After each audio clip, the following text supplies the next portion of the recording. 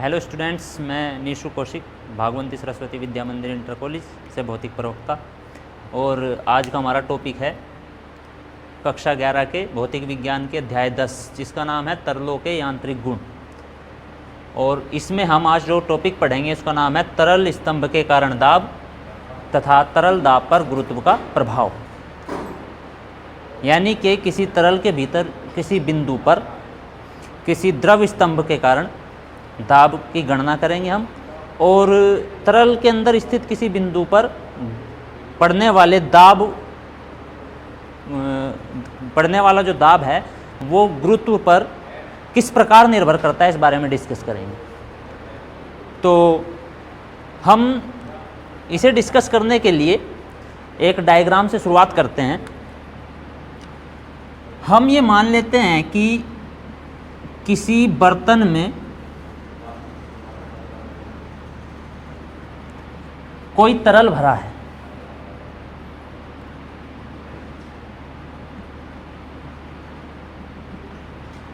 ये हमने एक बर्तन लिया है और उसमें ये कोई तरल भरा हुआ है।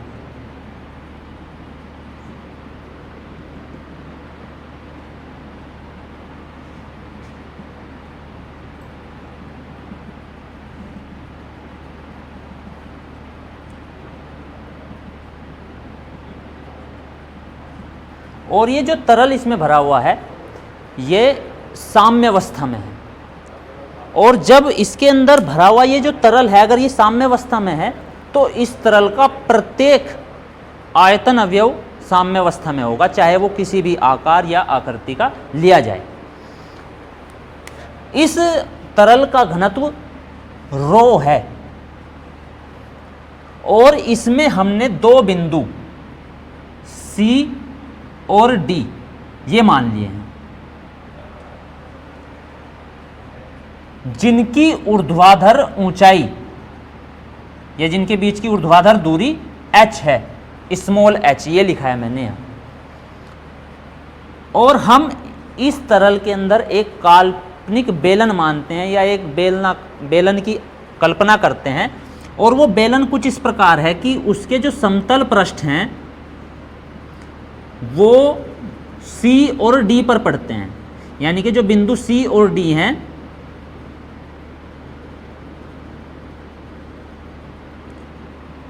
जो बिंदु C और D हैं वो इस बेलन के समतल पृष्ठ यानी कि दोनों सिरों पर पड़ते हैं।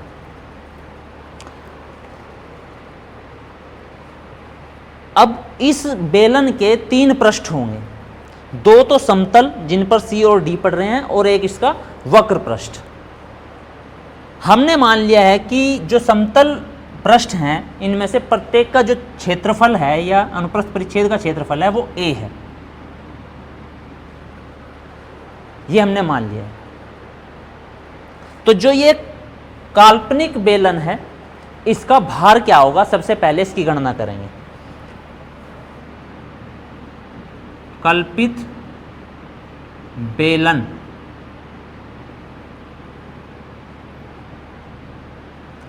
का भार बराबर होता है mg, यानी कि द्रव्यमान गुणा गुरुत्वीय त्वरण। द्रव्यमान हमेशा आयतन और घनत्व के गुणनफल के बराबर होता है, यानी कि द्रव्यमान बराबर होता है आयतन गुणा घनत्व इंटू जी।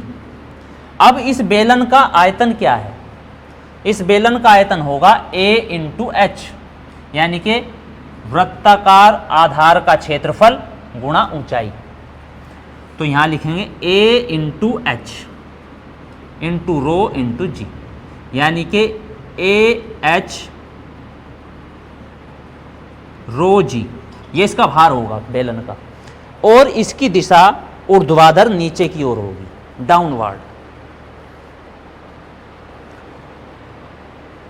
अब हमने ये माना है कि इस तरल का घनत्व रो है और ये तरल पूर्णतः साम्यावस्था में है और इस तरल का घनत्व प्रत्येक भाग में एक समान है, कहीं भी अलग अलग नहीं है। यानी कि अगर इसका घनत्व रो है तो प्रत्येक भाग में घनत्व रो है। हमने मान लिया कि बिंदु C पर दाब P1 है और D पर दाब P2 है। अब हम दाब का फॉर्मूला पढ़ चुके हैं, P बराबर F अपॉन A या F बराबर P इंटू A। तो C पर लगने वाला बल P1 इंटू A होगा और D पर लगने वाला बल P2 इंटू A होगा इस फॉर्मूले के अनुसार।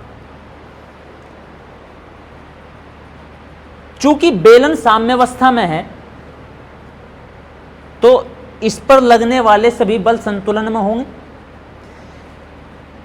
अब दो बल ऊपर से नीचे की तरफ लग रहे हैं, एक तो बिंदु C पर लगने वाला बल P1A और दूसरा इस बेलन का भार, और एक बल ऊपर की तरफ है P2A। ये तो लगने वाले हैं समतल पृष्ठों पर बल, लेकिन जो वक्र पृष्ठ पर लगने वाले बल हैं वे सब संतुलन में होंगे। जो क्षैतिज लगने वाले बल होंगे वे संतुलन में होंगे, क्योंकि प्रत्येक बिंदु पर लगने वाले बल के विपरीत दिशा में कोई ना कोई उसी परिमाण का बल होगा जो उसे निरस्त कर देगा। तो जो जितने भी क्षैतिज बल होंगे यानी कि वक्र पृष्ठ पर लगने वाले बल होंगे वे सभी संतुलन में होंगे। चूंकि बेलन तरल साम्यावस्था में है तो बेलन भी साम्यावस्था में होगा। तो इसके लिए चूंकि बेलन साम्यावस्था में है, या इसे ऐसे लिख देंगे, बेलनाकार तरल स्तंभ साम्यावस्था में है।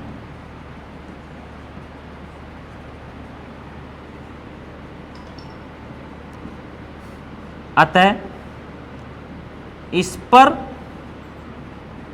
लगने वाले बलों का परिणामी शून्य होगा। इसका मतलब यह है कि जो क्षैतिज में लगने वाले में तो संतुलन की स्थिति में है और जो ऊर्ध्वाधर नीचे की ओर और ऊपर की ओर लगे हुए हैं उन सभी का योग भी शून्य होगा। तो इस पर लगने वाले जो बल हैं P1A डाउनवर्ड है प्लस mg तरल स्तंभ का भार वो डाउनवर्ड है, और P2A ऊपर की ओर है तो इसे माइनस में लिखेंगे। P2A चूंकि इसकी दिशा विपरीत है बराबर 0, चूंकि साम्यावस्था में है, जो तरल स्तंभ है बेलनाकार ये साम्यावस्था में है, इसलिए इन सब का योग शून्य के बराबर होगा। P1A प्लस mg ये दोनों डाउनवर्ड है इसलिए इन्हें जोड़ा गया है। P2A की दिशा विपरीत है इसलिए इसे ऋणात्मक लिया गया है माइनस में। अब इसे हल करेंगे, P1A और mg की जगह लिखेंगे AH रो g, जैसे कि मैं यहाँ लिख चुका हूँ, plus AH rho into g minus P2A बराबर 0। अब is equals to AH rho g equal to होगा P2 माइनस P1 इंटू A। हल करके से ऐसे निकाल सकते हैं, P1 इसे इधर ही रखेंगे और P1A और P2A को इधर की तरफ ले जाएंगे। तो P2A तो प्लस का होगा, P1A माइनस का होगा, दोनों में से A कॉमन लेके ये स्वरूप प्राप्त होता है। A से A कट जाने पर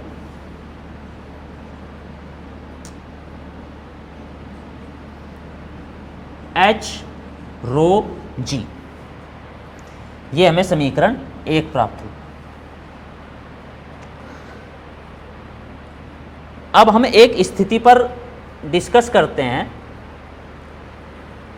यदि C व D यानी कि जो बिंदु C है और जो बिंदु D है दोनों एक ही तल में हों। अगर C और D एक ही तल में होंगे तो इनके बीच की जो दूरी है ये ऊर्ध्वाधर h, ये तो शून्य हो जाएगी। या तो D इस तल में होगा तो यहाँ पे होगा तो भी h शून्य, या C यहाँ पर होगा तो भी h शून्य हो जाएगी। तो यदि दोनों C और D एक ही तल में पड़े तो इनके बीच का सेपरेशन तो शून्य है, इनके बीच की ऊर्ध्वाधर दूरी तो शून्य है। एक ही तल में हो तो h बराबर 0, h शून्य होगा इस स्थिति में। अब इस स्थिति को मैं इस समीकरण में लागू करता हूं। अतः समीकरण 1 से तो अब h शून्य रख देंगे इसमें, यानी कि h शून्य रखने पर ये पूरा शून्य हो जाएगा और P2 माइनस P1 इजिकल्स टू 0 या P1 is equals to P2। तो इससे हमें यह पता चल रहा है, जो हमने ये अवस्था यहाँ लागू की है समीकरण में, इससे हमें इस नतीजे पर पहुंचे हैं, या हमें यह पता चल पा रहा है कि यदि गुरुत्व की, इससे पता चल रहा है अर्थात गुरुत्व की अनुपस्थिति में एक ही तल में पड़ने वाले प्रत्येक बिंदु पर दाब सदैव समान होता है। ये हमने यहाँ एक ही बिंदु पर माने हैं, एक ही तल में माने हैं, तो h शून्य है, तो उस स्थिति में दाब C पर उतना ही है जितना कि D पर, अगर दोनों एक ही तल में पड़े। तो इससे हमें पता चला है कि गुरुत्व की अनुपस्थिति में एक ही तल में पड़ने वाले प्रत्येक बिंदु पर दाब सदैव समान होता है। समीकरण 1 से स्पष्ट है